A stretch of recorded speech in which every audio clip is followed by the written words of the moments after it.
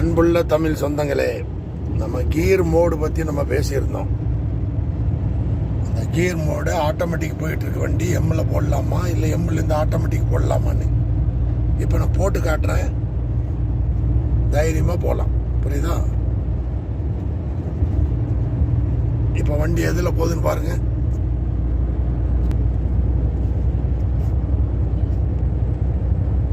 எம்மில் எத்தனை போகுது? 90 போயிட்டு இருக்கா?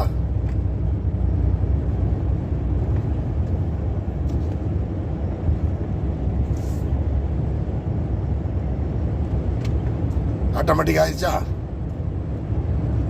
ஆட்டோமேட்டிக்கில் போதா வண்டி? எதுவும் பிரச்சனையா? ஒன்றும் இல்லையே. இப்போ மேனுவலில் போடுறேன் பாருங்க. இதா மேனுவலில் போட்டுச்சா? மறுபடியும் ஆட்டோமேட்டிக்கில் போடுறேன். எல்லாமே ஒன்று தான். அது ஆட்டோமேட்டிக், இது மேனுவல். எலக்ட்ரானிக் கீர் பாக்ஸ் ஒன்றும் ஆகாது. இப்போ நியூட்ரல் பண்ணி விடணுமா? நியூட்ரல் பண்ணோன்னா ஆர்பிஎம் என்ன ஆகுதுன்னு பாருங்க.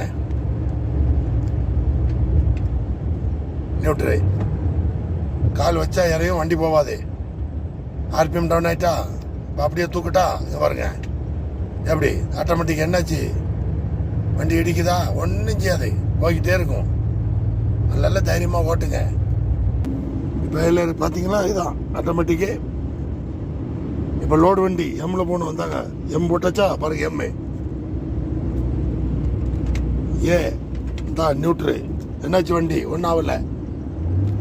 இதுதான் அங்கே பாருங்க ஆட்டோமேட்டிக்கு. இந்த எம்மு ஒன்றும் செய்யாது. தைரியமாக பயம் இல்லாமல் அப்படி ஓட்டுங்க. சரியா? சும்மா அதை சொன்னா இதை சொன்னான்னு வேண்டாம். இது பழைய ஆளுகளுக்கு தெரியும். இப்போ புதுசாக வரீங்க, பயப்படுவீங்கல்ல, ஏதாவது பண்ணிருமா, கீர் பாக்ஸ் போயிருமான்னு. அதெல்லாம் ஒன்றும் கிடையாது. தைரியமாக அடித்து ஓட்டுங்க. ஏதாவது சந்தா இருந்தால் கமெண்ட்ஸில் கேளுங்க, பதில் கொடுக்குறேன். மீண்டும் சந்திப்போம்.